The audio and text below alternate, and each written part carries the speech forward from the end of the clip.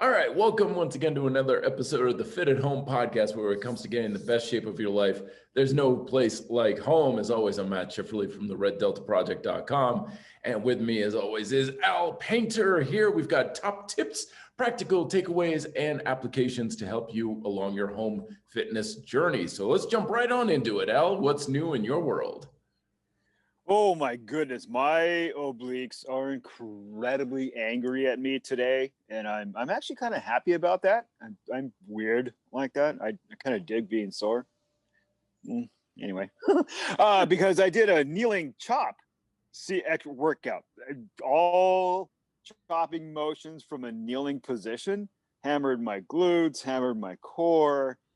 And then I did some single leg kind of split stance, hip hinge, RDL, rotating things. And that's what it's listed as in the trainer's manual, by the way, people. Hip hinge, RDL, rotating things. Look it up. I'm telling you, it's there. That's a technical term for it. Yeah, pretty much. With sandbags from, is it Jess Bento Physio? Her account, or anyway, it's a DVRT sandbag stuff. I have a folder on my Instagram account. I went in there and I thought, I've always wanted to try some of this, so let's try some of this. And I was, dare I say, ready for a shameless product plug, people, exercising my fitness independence, which I believe can be purchased at finer book retailers near you by a fellow named, what's his last name? Schifferl. I think it is. Shifty guy. What's his name? Schifferly. Great book. Read it. It'll change your world. It's seriously, it's a great book. Read it. A lot of good common sense points. But anyway, I did all that. Working on the sequel for it at the moment as well. So, more good things are coming giddy up. Near future, meaning even more later on this year. Even more independent for your fitness. I like it, man. Cool. More independent. But yeah, I did that. Got kneeling position, a lot of anti-rotation stuff, which always just makes me feel good. Got all that pop release, in the back, and the glutes feel good. And I liked it. I will probably do it again simply because I'm sore. So I'll do it again. Yeah, it's a magical thing that happens when you take the joints, some of your joints out of the equation. So if you're used to doing things standing, do it kneeling. If you're used to doing kneeling, do it seated. And it really is kind of crazy. You do standing presses versus seated presses, and it totally changes the exercise, makes it feel very different, but it also helps to make it feel a little bit alive and fresh. Even if you're using the same weight, the same exercise, the same movements and stuff, just doing from standing or kneeling and then sitting, that's a good way to really change things up. And it's really quick and easy to do. Humbling too, as you have mentioned. I didn't know. Yeah. How about you? What are you working on? What's that, Matt? I didn't know you did a lot of sandbag work, though. Is that new for you, or is that something you've been doing for a while? Probably the last 6 months. Once I realized that it was going to take me about 37 years to get a kettlebell delivered to my house during lockdown, I went the sandbag route because that was, I don't know, maybe a 48-hour turnaround time, if that. Hardware store, get the 50-pound bags of sand, and I'm rocking and rolling for a lot cheaper than loading up on a full suite of kettlebells.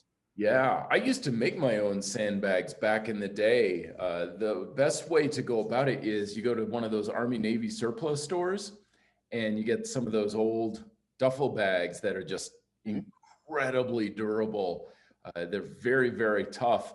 And what I would do is I'd go to the hardware store, like you said, pea gravel, and I would put it in 3 layered contractor bags, because a lot of people do it in garbage bags, and contractor bags are thicker. So I do 3 of those contractor bags, put in the pea gravel, and then I would twist the top and tape that shut. And then that would leave a little bit of air in there. And then I would punch a hole and bleed out all the air. And then I'd tape over the hole. And that gives you this nice, playful, sandbaggy feel without a whole lot of air in there. Because sometimes when people make their own sandbags, what ends up happening is they put too much sand or gravel into it, and it just basically becomes something of a soft rock.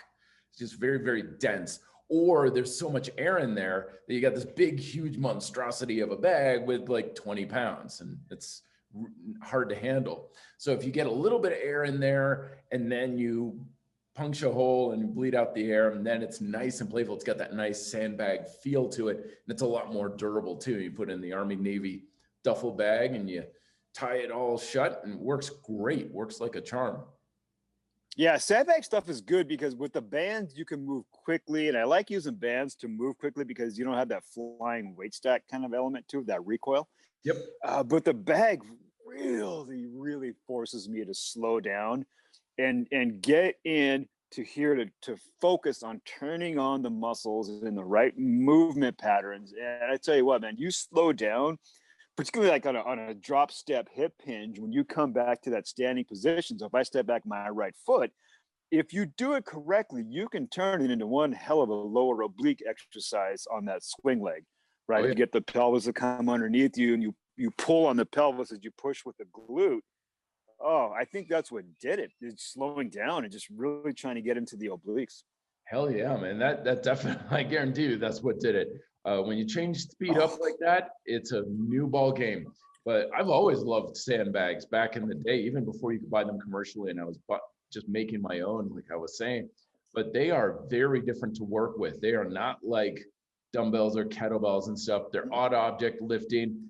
I've always found them to be one of the most satisfying weighted implements to be using, because there's something about using, I don't know, just a mass of weight that's not perfectly balanced, that's not something with a nice, comfortable handle to it.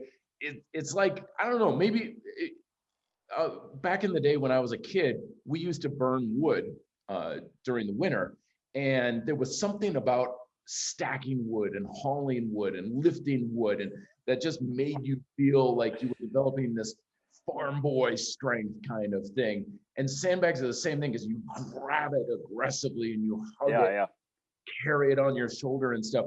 You just don't get that kind of activation and body use with any other form of weighted implements. And sandbags are great. They just stick them in a corner of your room or in your garage or something. Take up no room, but at all. Right. Use them for anything. Squats, lunges, deadlifts, presses, everything that you would do with weighted implements, you could do with sandbags. I they're the best thing in the world. Yeah, my father used to think that cutting wood and stacking it for hours on end in 95 plus degree, like I swear to God, we could only go do it when it was over 95 degrees, right? That was his favorite time, because it was a character building thing for me in addition to manual labor. Oh, it was terrible. It was terrible, man. Absolutely horrible. One more sandbag point for parents. I think it's great. I can pick the kids up a lot easier now after, because you're doing that dynamic, like you said, that offset herky jerky load. So for parents alone, I mean, even if you have just bags of mulch or soil in your yard, whatever, yeah, definitely. Yeah, it's a humbling experience too. Like you look at it and you're like, oh, it's just 50 pounds. How hard could it possibly be? I do 50 pounds with a dumbbell, or barbell is considered light, but with a sandbag, it's a very different animal because it's most definitely, because it's an unruly dead weight that you're working with. It is a very humbling experience for sure. Yes. So is that your workout tip of the day, or is that just something new you've been playing around with?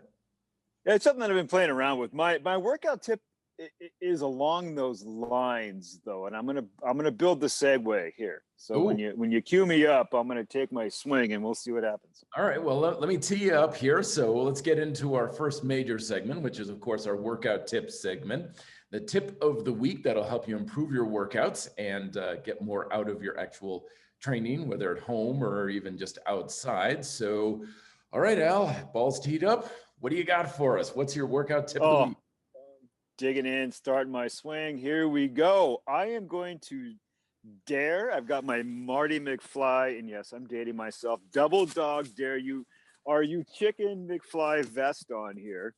And have you do the worst glute exercise ever. So dear listener, I'm daring you, do the worst glute exercise ever. The link will be to the video in the show notes, and it's not anything that you can imagine being terrible. If you've ever gone through some knee rehab, it might look pretty familiar. All you need to do this is the floor and you. That's it. I wouldn't advise wearing shoes because that's extra weight for gravity to pull on. I would not do that. So what you do is you set up at a 90-degree angle from your shoulder to your ankle. And with your top leg, you draw a clockwise circle about the size of a Frisbee for 30 seconds. You then draw a counterclockwise circle about the size of a Frisbee for 30 seconds. And don't use your finger, use your leg. It's a lot harder. Then do a horizontal figure 8 or infinity symbol, as the people I help exercise try to nail into my head. Then you do a straight leg lift. Okay, this again, small circle about the size of a Frisbee, about the same level of width for the circle, or I'm sorry, the figure 8s, and then only lift the leg up about, I don't know, 5 inches, maybe 4 or 5 inches. And don't make sparks with your feet when they touch in the straight leg lift.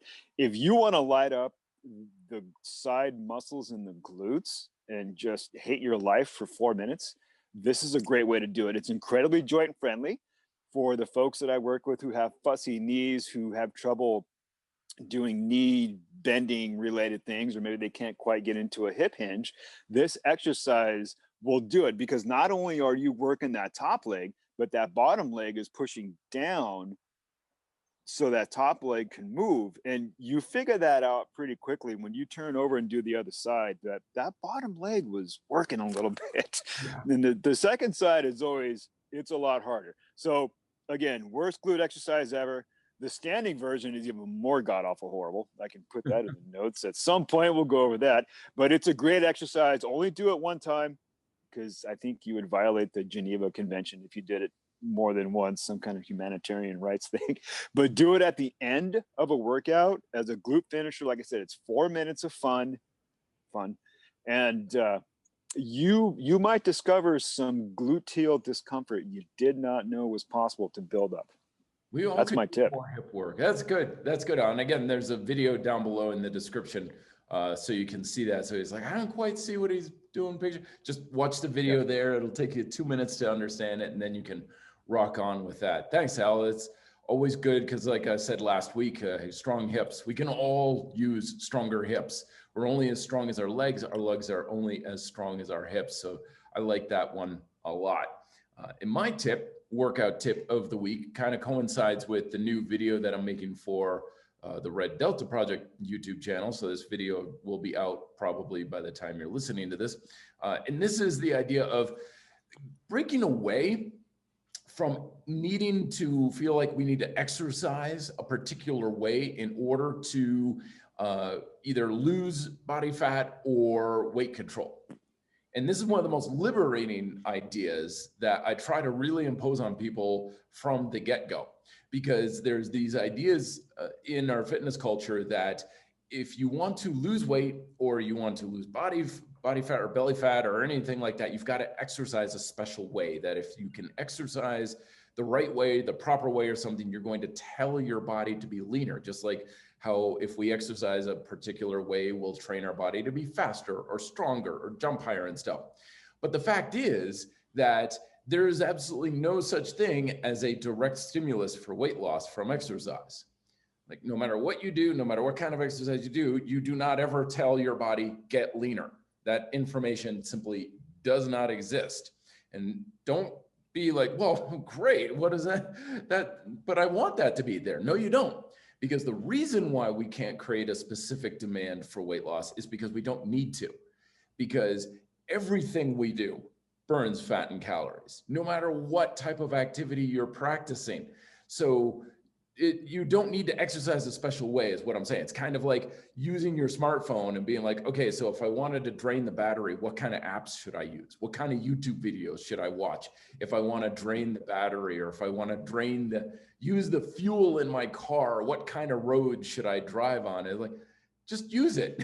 Just use your car, just use your cell phone, and you'll drain that energy within it. And that's basically when we're trying to lose weight, what we're trying to do is we're draining energy.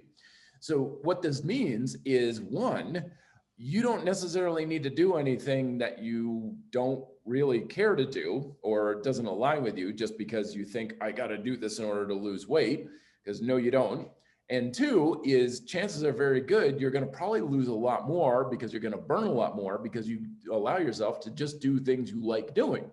So if you don't like doing cardio in the belly of your smelly basement for an hour every day because you think you have to, I'm like, no, you don't have to do that. If you'd rather just go for a hike in the woods, or you mow the lawn, pushing a lawnmower in front of you or something, that works just as well.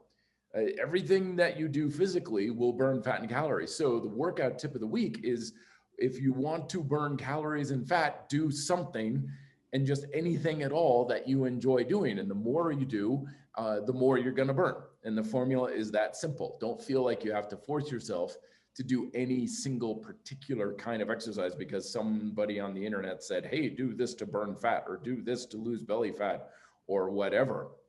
It's completely unnecessary. Yeah. Do what you want. Movement is the key, people. I've got a cousin who lives on a farm, and she's up super early, out in the barn, throwing bales of hay around, and just all this physical, just choring, and she said, well, I don't really exercise in the way that you do, or you have people do it. I said, really? So you don't carry loads, you don't rotate and throw things, you don't squat, you don't hinge over to pick things up, you don't push things, and you don't pull things? Well, yeah, but I'm doing it in the barn. It's like, hey, that's exercise right there. That is physical activity. So you don't need to have a gym membership. Just go move to a farm. Yeah. All exercise is taking the natural physical movement we do since the dawn of whenever humans were walking on the earth, and we're just structuring it. Like, we're not doing anything special. We didn't create anything unique. We didn't create some sort of special formula that makes the body do anything. We're just saying, oh, well, if the body adapts and evolves and changes due to this kind of stimuli, how do we just do that in a structured way instead of just a normal everyday way? But we're not doing anything unusual. We're not doing anything fancy. The other thing too is, when we start to realize that we're just trying to move for the sake of like burning fuel and burning fat and stuff like that, is that when we're moving, like, make sure you're doing activity to get more than just calorie burn out of it. So I ride my mountain bike. Now, I'm not doing it just to burn fat and calories. I'm doing it because I like riding my mountain bike, or we practice a martial art or something. The bottom line is, don't just exercise for the sake of I'm trying to burn fat and calories. You can burn fat and calories doing anything. So do things for other benefits as well. Do things because you enjoy doing it, because it's utilitarian. Ride your bike to and from work or school or the store or whatever. Do things for reasons other than just burning fat and calories. That way you get more benefit from it. You're getting more reward. And the fat and calorie burn that you have is additional to that, as opposed to I'm just doing this to burn fat and calories and there's no other reason to be doing this whatsoever. There's not that much you're getting out of it, so you're not going to be that motivated to do it. And I'm thinking of, again, like cardio in a gym in a basement, that I really wish I didn't have to do this. Well, stop doing that. Do something else that you're getting more reward out of, and you'll get that reward and the benefits of that. Plus, you'll be burning fat and calories at the same time. Don't settle for less. Right. And to that point, Matt, what do you tell your clients who, I don't want to say it's an addiction, maybe it's a strong affinity for standing on a scale for 10 seconds every day, right? In terms of, that number is not going to move all that much, because it's small things done often equals the big result. So I don't know that I've ever come up with a good way to tell the folks that I help exercise, hey, don't stand on that thing all the time. Maybe once every week, every 2 weeks max, because there's just so many fluctuations in water and everything else that it's just, you'd feel better between the ears if you got a hammer and tried to put out a headache, So what do you tell people? I mean, I try to tell them, look, how do your clothes fit? They fit better, but I haven't lost any weight. Well, that's okay. That's good. And then they're just kind of like, wait, what? Yeah. The scale hasn't changed, but my clothes fit better. How does that work? Yeah, it's hard because the thing is, like, there's a little bit of a mixed signal here because the National Weight Control Registry, which is the biggest scientific database of people who have lost and kept off more than 30 pounds, one of the things that they point to is that people who successfully lose weight and keep it off keep tabs on their weight on a regular basis. So they are weighing themselves once a week or twice a week or something like that. So there is value to consistently checking in and becoming aware of your status. It's like anything else in life. If you never go into your checking account and check on, well, how has that check cleared yet? And what's my status there? Then you run the risk of, a month and a half going like, what do you mean I can't make rent? Or what do you mean that we're behind on our productivity here at the factory or whatever? So being able to keep tabs on quantifiable metrics is good. It is handy. The problem is that, one, we assign way too much meaning to weight than it really deserves, because weight is by far the easiest metric to manipulate when it comes to our physical body. I mean, I've lost 10 pounds in an afternoon. Because out here in Colorado, it gets hotter than Hades. I go out and a bike ride, 60 miles, no tree coverage whatsoever, totally exposed, and breathing hard, and it's 98 degrees. I'll lose 5 to 10 pounds in water weight just with that. And that's the thing that we have to recognize, is that weight, our physical actual weight, is an influence and a metric that we can measure, but it doesn't mean nearly as much as we think it does. And it oftentimes we associate more of an emotional attachment to it than it really deserves. Now, me personally, like, I never weigh myself. Quite frankly, I couldn't possibly care less. There was a time when I did care, back when I was a bike racer, because when you're lighter, you're faster. That was the only time, because most people don't actually care about their weight. They care about how they look. I always kind of challenge clients sometimes and saying, all right, let's say you're morbidly obese, huge, morbidly obese, but through a twist in physics, I can make you weigh 90 pounds. You're still going to look the same way, have huge clothes and everything, but you're going to weigh 90 pounds. Would you like that? Most people are like, no. I'm like, it's not about weight then, is it? It's not about, it's, you want to look and feel a certain way. Like, yeah. I'm like, well, that's not weight. That's shape.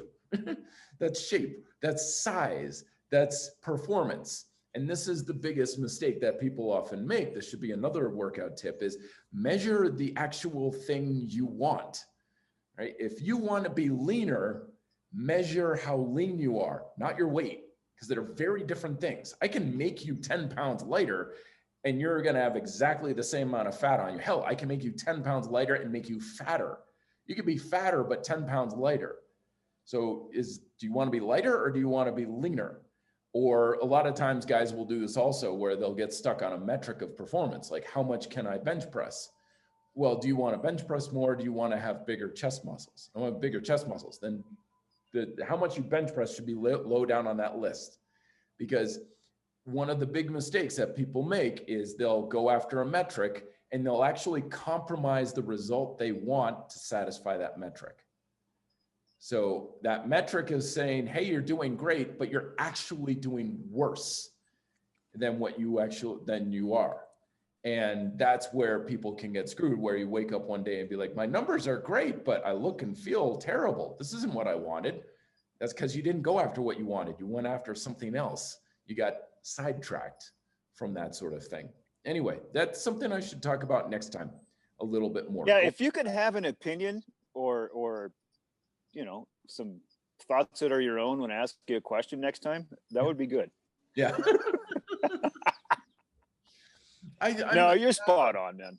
It's a big thing, because I got sidetracked with this sort of thing, and it pains me when people get lost in this sort of thing, because I know that the dead end street they're walking down, and they're going to regret it either a week from now, or they'll wake up 5 years from now and be like, oh, I just wasted 5 years chasing after this carrot right off a cliff.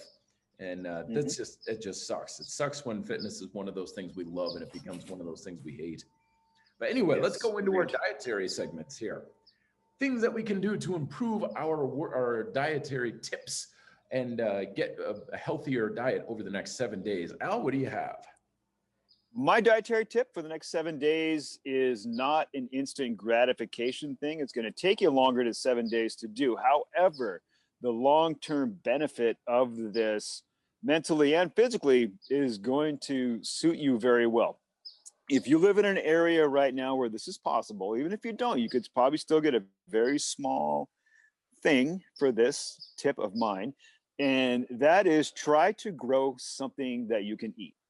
And if you do that, you're kind of playing with the land, or at least some dirt in a planter or something to that effect. It's a very satisfying thing.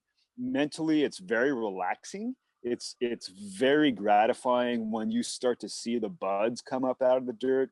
When the kids are out in the garden with Jill and they're planting things, and look at the whatever thing's coming up, they get super excited. And it is just wonderful in the summer to be able to come out here and cut some basil or cilantro or something like that, and then you got your fresh herbs for a salad, right? Again, you're playing with the soil. You might even be picking up bags of mulch or soil, so you're getting your load of carries in there, and it's just mentally, it's a great way to detox. So grow something to eat. That's my tip. I like that. It gets you, it's a funny thing how it gets you in touch with the cycle of food too. We had a garden growing up, and when you grow it, when you see what goes into it, when you harvest it and everything, there's just an appreciation for food and for what you're eating that you just don't get when you buy bulk items over at Costco. There's a disconnect when we buy that sort of stuff that makes us less aware of what food actually is and how it gets produced. Well, that's what's great about a farmer's market, right? You get to know the growers, or the people who have the animals for the meat and whatnot. And you begin to see that we're all kind of a lot more connected than we thought, right? Mm-hmm. Because of what they do, we have this thing to eat. And it's just nice to be able to, like you said, go through that whole cycle and just be a part of it. Oh, yeah, absolutely. And my tip of the week is going to actually put money back in your pocket. And that tip is to brown bag your lunches as much as you can. Now, this has a lot of benefits to it. One, like I said, you get to save quite a bit of money because every time you go out to eat, like you're in the office, they're like, oh, lunchtime, okay, we'll go down to the local sandwich shop and stuff. And it might not seem like much, but it can save you, from some estimates I've seen, up to $1,500 to nearly $2,000 a year just by brown bagging your lunches uh, for the workday. I'm not saying don't even eat out at all. I'm just saying just those lunches during the workday. So you can save a lot of money. Two, it puts you a lot more in control of your diet because, as I've mentioned before, there's only three things you need to control for your diet: is what you eat, how much you eat, and when you're eating it. So when you brown bag your lunches, you're more in control of all three. And it also gives you much more of an awareness of what and how much you're actually eating at a time. So when you are leaving for work that day, you've got your lunch pail or your brown bag or whatever, and you can see, and you're like, this is what I'm going to eat until dinner. And it gives you a metric of, oh wow, okay, that's a lot of food, or that I don't think that's very much food, or I'm going to eat how many cookies. When you're grazing throughout the day, or when you're picking up food from various sources and stuff, it's hard to get a bead on what and how much you're actually eating on a regular basis. That's why food logs and stuff become so handy, is because people can look at it and be like, oh my gosh, I can now see everything I've eaten all day. And wow, that's a lot of junk food, or a lot of, because it doesn't seem like much in the moment.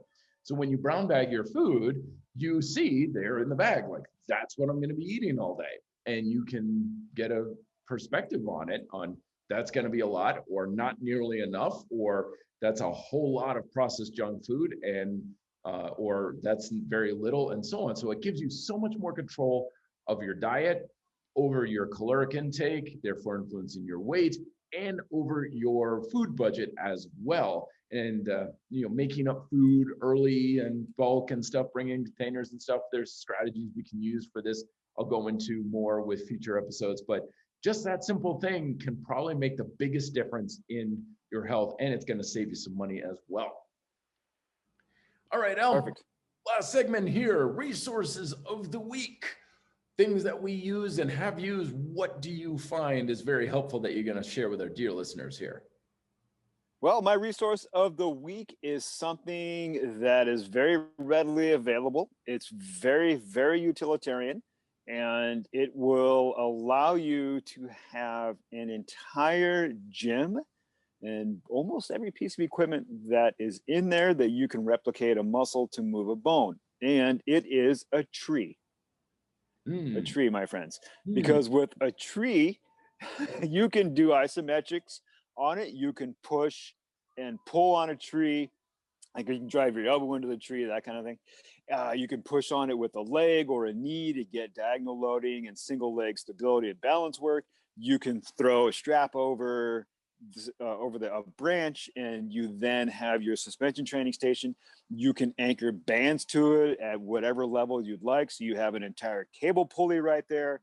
And if you have a sandbag, bring a sandbag, get a tree, bring your straps, bring your bands. Bam, hundreds, literally hundreds of things you can do.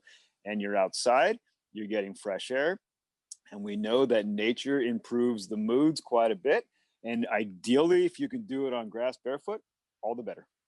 Outstanding. I love it. I like that a lot. And it does the whole nature thing too, from what I hear. The trees are kind of natural stuff. But no, in all seriousness, it's crazy how you get this sense of awareness of the trees around you when you're kind of an exercise enthusiast. Like I've got this nature path that I walk on to a duck pond that I like to do every night. It relaxes me. And I know like 4 trees that are the perfect trees to do pull-ups on or hang a suspension setup or something because of the perfect height and they're a nice straight branch, you know, and you just get this radar sense, awareness of what's around you. Like, oh, that's a good limb there, and oh, that's perfect for that, and you just pick up on this stuff by paying attention to it. And hey, you got a good tree, you've got a gym right there. Fantastic, right? Man, yeah. I tell you what, the first monkey bars, made out of, well, they had that wood finish to them, Yeah. right? And for some reason, that just turbocharged that awareness, right? Because it was that I had the dark color and the light color, and for some reason, the darker colored ones made me think of trees that much more. So, like, exactly like you said, I'd go on a walk or a hike or a ride. I'm like, oh yeah, you can throw the spectrum line over that. Oh yeah, just in the back pocket, that'd be perfect. People will totally freak out if you're working out on a trail, but who cares? Because it'll be fun, you know. But yeah, definitely find a tree, people. Find a tree, make it happen. Good. And my resource of the week is probably the greatest exercise, fat burning, utilitarian, recreational machine ever devised. Most people have it sitting in their garage, gathering dust and rust, and that is to dig out your trusty bicycle. Bicycles are fantastic for basically they're calorie burning machines. They're 1 part calorie and fat burning machine, 1 part go-kart. And they get you to where you want to go. They're fun, they're enjoyable, they get you outside, fresh air, all that good stuff. But the thing to recognize, as I was saying earlier, about how you don't need to do anything special to burn fat and calories. You don't need a special kind of exercise or program. The same kind of thing happens with bicycles. As long as your bicycle is in good working order and it's safe, like the brakes work and stuff, and it's comfortable, that's as good a bicycle for the health and fitness as it's going to be. And speaking as someone who has had their life in bicycles, and you know, it's nothing for me. I've got friends out here who are like, I don't ride anything that's less than 10 grand. You know, they're very high-end bikes and stuff. But the fact is, from a fitness perspective, the bike that you pick up at a local garage sale for 15 bucks does exactly the same thing for your body as the $10,000 carbon fiber racing machine. There is no advantage whatsoever. Like I said, as long as it's safe and comfortable. So you may want to take that bike if its tires are flat and it's kind of grody, like take it to the shop, get it tuned up. But beyond those sorts of things, it's just as good as your health and fitness as any new shiny street machine that you can use. So get that bike out, clean it up, get it action ready, and don't like keep it out of sight, out of mind. Back in when I was a kid, we used to haul a bunch of stuff in the rafters of our garage up on ropes and stuff. And if there was a bicycle up there, like my dad's bike or my bike or something, you can bet it's not getting used. You'd have to drive out the car and you lower it down, and you'd untie it and stuff. There's no way that would get used. So keep it ready to go. Just lean it against the wall, keep it tuned up, keep it so that you don't have to jump through hoops in order to use it. But the humble bicycle of any sort of make, model, and design works great as a fat loss machine, as cardio, as endurance, leg strength, whatever you want from your exercise machines, the bicycle will deliver. So get that sucker out and get it ready to rock and roll, because it really is one of the best resources we can use. What's your favorite bike you've ever had? Favorite bike? Well, believe it or not, one of my best bikes I ever had was back in college. It was an old Schwinn Traveler. And again, like this was when I was getting into bike racing, and everyone around me has got these really high-end racing bikes and everything. This sucker, I kid you not, I tried to sell it at a garage sale for 15 bucks and no one would take it. And I was like, please, someone buy this from me. And people were like, no, that's a piece of crap. But I put on some decent pedals, I put on some new tires, and I raced it. And yeah, it wasn't the best for racing, but from a fitness perspective, it transformed my body in the summer because it was great. It was comfortable. It was kind of old school. And I loved riding that thing. It was great. Nice. Yeah. Very nice. Very nice. What's your stuff? You get out much? What's that? You get out much? You ride much? Yes. Probably 2 for sure. If I'm really lucky, 3 days a week. I'm lucky enough to where I live in an area that has some of the absolute best riding on and off road in California. And I mean, the Santa Cruz Mountains are really close by. And then for those of you who are familiar, Old La Honda Road, which is, every state or every area, they have the road that, hey, what's your time up X? This is Old La Honda Road. It's the gold standard around here. It's the coveted Strava mark that everybody wants. It's 3.25 miles and I think 1,250 foot with an average of 6%, something like that. Yeah, and it's a gorgeous ride, and it's the gold standard. It's a great thing. I think the mark on Strava, the KOM is, I think it's sub 14 and a half, I think. Yeah. I mean, I would have to drive to do that. Yeah, but I mean, it's amazing. And then the dirt riding around here, I live in a pretty healthy pathway system around here, and you can connect 30 miles easy if you know all the lefts and rights to take. So getting on a bike's the best, man. It's just, there's something freeing about it. And actually one of my favorite places to ride is just in front of our house and jump off curbs with Jeremy, because there's just some goofing around, having fun element of just jumping off a curb. I don't know what it is, man. I start jumping off curbs with him, and it's just a blast. It is fun. And that's the big bonus is it's supposed to be fun.